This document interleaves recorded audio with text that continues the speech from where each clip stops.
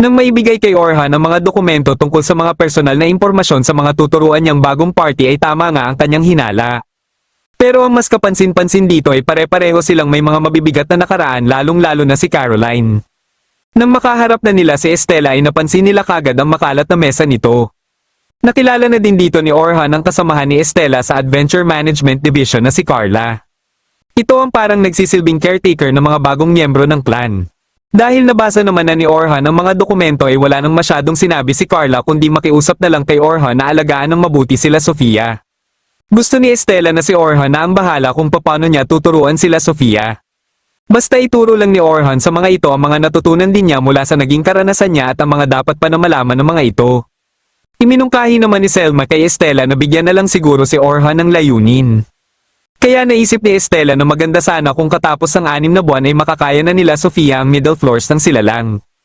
Alam ni Orhan na medyo may kahirapan ito pero mataas ang inaasahan nila Estela kina Logan dahil nakita din nila kung gaano kalaki ang pinagbago ng mga ito nung matapos ang teaching expedition. Pagkalabas nila ay sinamantala na din ni Selma ang pagkakataon na ito na kausapin si Orhan tungkol sa nakaraan ni Sofia. Ang ina pala ni Sofia ay dating katulong nila Selma pero nasawi ito nung ipinanganak si Sofia. Kaya kinuha ng kanilang pamilya si Sofia pero bilang anak ng mistress ay parang wala itong lugar sa kanilang pamamahay. Sinubukan niyang gawin ang lahat para kay Sofia pero mas lumala ang kalagayan nito nung umalis siya. Kaya pagka-uwi niya ay napagpasyahan niya na yayain ito na sumama sa kanya. Gusto niya sana na maging magaling ito na adventurer kaya nangako si Orhan na gagawin niya ang lahat na makakaya niya para mangyari ito. Sa araw na ito ang unang araw din ng kanyang pagtuturo kina Sofia kaya pagkadating niya sa silid kung saan sila magkikita-kita ay kitang-kita sa mga mukha nito ang pagkasabik. Pero mas natuwa ang mga ito na siya na mismo ang nagkumpirma na siya ang naatasan na magturo sa mga ito bilang parte ng kanyang trabaho sa clan. Siguradong marami na naman umano silang matututunan dahil sa sobrang dami niyang alam at sobrang lakas din. Kahit na sinabi niya na marami pa siyang dapat na gawin para lumakas ay naniniwala pa din si Sofia na malakas na talaga siya dahil binugbog niya ang Black Dragon. Nagulat siya sa sinabi ni Sofia dahil para sa kanya ay muntikan pa siyang matalo ng Black Dragon. Ipinaalala niya sa mga ito na darating din ang araw na kailangan din nilang talunin ang Black Dragon. Siguro ay mahirap pa ito sa ngayon pero naniniwala siya na magagawa nila ito balang araw. Basta magsumikap lang sila at siguradong magiging magaling na adventurer din sila. May dalawang importanteng bagay lang siya na dapat tandaan ng mga ito. Una ay dapat loakan nila ang kanilang pag-iisip dahil maraming iba't ibang paraan para solusyonan ang kahit na anong problema at hindi sila dapat mag-focus lang palagi sa kung ano ang nakasanayan nila.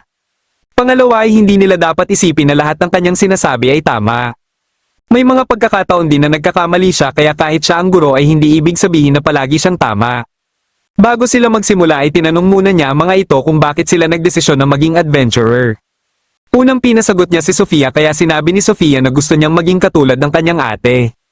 Gusto niyang magdesisyon para sa kanyang sarili o kung ano man ang kanyang mga gusto katulad sa ginagawa ng kanyang ate.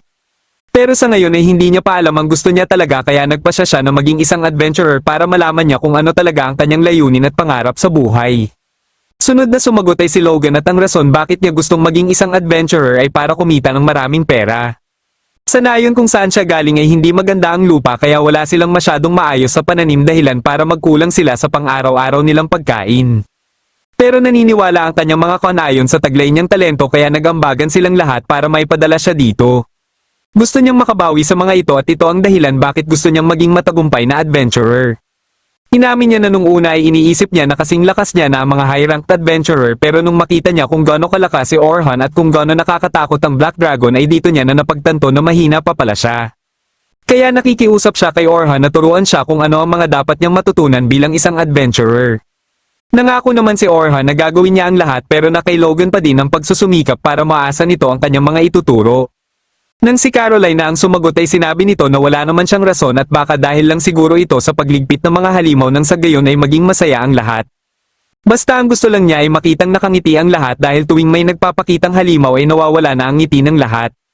Kaya gusto niyang manligpit ng mga halimaw para mapanatili ang ngiti ng lahat.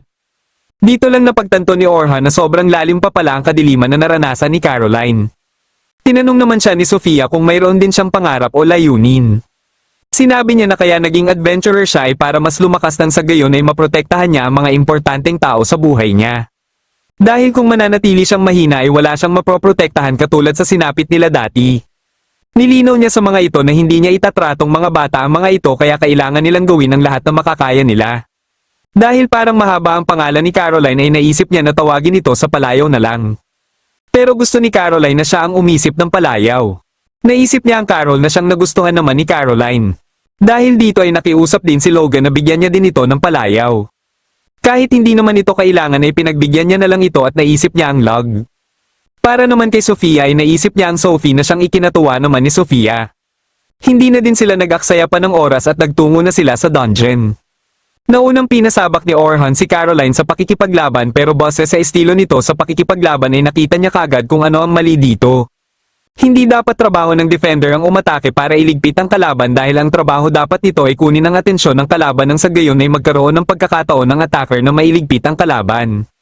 Sa kanyang nakikita ngayon sa estilo ni Caroline ay malaki ang posibilidad na ito ang mailigpit ng kalaban. Biglang may umatake dito mula sa likuran kaya kumilos na si Orhan para pigilan ang halimaw at siya na din ang nagligpit dito.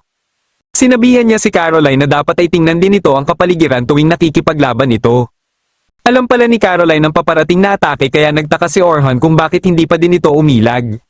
Dito lang naalala ni Caroline na hindi pa pala niya nasasabi kay Orhan ang tungkol sa kanyang espesyal na abilidad. Sinugatan niya ang kanyang sarili at ipinakita kay Orhan ang mabilis na paghilom nito. Ipinagyabang niya na hindi siya masasawi dahil mabilis lang naghihilom ang kanyang mga sugat. At isa pa ay sanay na din siya sa sakit kaya hindi din ito problema sa kanya. Dahil dito ay muling naalala ni Orhan ang nabase niya sa nakaraan ni Caroline. Naging test subject pala ito ng Cyclamen Church ng ilang taon. Isa ito sa pinakamalaking criminal organization na may layunin na buhayin muli ang evil god. Inaatake nila ang mga nayon at mga bayan at nagsasagawa sila ng human experiments at human trafficking. Pero 2 taon nang nakakaraan ay sinira nila Albert ang isa nilang bosse at dito nila nailigtas si Caroline. Ngunit sobrang dami na ng ginawa na pagpapahirap kay Caroline ng simbahan dahil sa kanyang espesyal na abilidad. Mula sa pagiging mentally unstable ay nakarecover din siya pero 1 taon nang makalipas ay nasawi naman ng taong nagligtas sa kanya. Alam ni Orhan ang lungkot na nararamdaman ni Caroline pero nangako siya na hindi niya ito ituturing na bata. Pinalingon niya ito kina Logan at Sofia para makita nito ang reaksyon ng dalawa. Dahil dito ay nagulat ito kung bakit hindi nakangiti sila Sofia. Kaya nilinaw ni Orhan na dahil ito sa nasaktan niya ang kanyang sarili. Kahit pag gumagaling kagad ang kanyang mga sugat ay nakakaramdam din siya ng sakit at kung nasasaktan siya ay nasasaktan din sila Logan at Sofia. Kaya tuwing nasasaktan siya ay nagdadahilan ito para matanggal din ang ngiti ng kanyang mga kasamahan. Dito lang napagtanto niya na mali pala ang kanyang ginagawa. Kagad na gumawa si Orhan ng paraan para mapakalma ito at matagumpay niya naman itong nagawa. Para masigurado nito na hindi na siya masasaktan ay sinanay ito ni Orhan sa pag-ilag. Kailangan niya munang protektahan ang kanyang sarili kung ayaw niya na masaktan ang kanyang mga kasamahan. Napagpasyahan naman ni Orhan na si Batang ipagamit kay Logan para mapanatili pa din ito ang distansya sa kalaban at makapagsilbi ng maayos bilang enchanter. Dahil mas magaling si Wilkes sa paggamit ng sibat ay naisip ni Orhan na humingi ng tulong dito. Habang kay Sofia naman ay sinanay ito ni Orhan sa bilis at ito din ang kailangan para matutunan nito ang parallel construction. Ilang sandali lang ay sabay na lumitaw ang 2 kulay kaya nataranta si Sofia at nagulat na lang siya na parang may kung ano ang lumabas sa kanyang kamay na nagdahilan para bumagsak ang target. Nang malaman ni Orhan kung paano niya ito maramdaman ay naisip kaagad ni Orhan na ito siguro ang kanyang espesyal na abilidad. Parang ganito din ang naramdaman dati ni Orhan sa kanyang espesyal na abilidad at alam niyang posible ito dahil magkapatid sila Selma at Sofia. Kinabukasan ay muli nilang ipinagpatuloy ang parehong pagsasanay na isinagawa nila kahapon at kahit papano ay nagkaroon kaagad ito ng resulta. Sumali na din sa pagsasanay si Wilkes para maturuan nito si Logan. Dahil natalo na nila ang floor boss ng floor 20 ay dito na nagtatapos ang first stage ng kanilang pagsasanay. Biglang tinawag si Orhan ni Rain dahil tapos na umano ang ipinagawa niyang espada. Nang hinawakan niya ito ay saktong-sakto lang ito sa kanyang kamay at sakto lang din ang bigat nito.